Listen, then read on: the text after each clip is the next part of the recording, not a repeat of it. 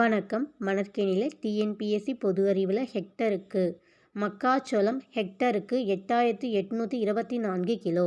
மக்காச்சோளம் ஹெக்டருக்கு 8824 கிலோ. சோளம் ஹெக்டருக்கு 2093 கிலோ. சோளம் ஹெக்டருக்கு 2093 கிலோ. கம்பு ஹெக்டருக்கு 3077 கிலோ. கம்பு ஹெக்டருக்கு 3077 கிலோ. கேழ்வரகு ஹெக்டருக்கு 3348 கிலோ.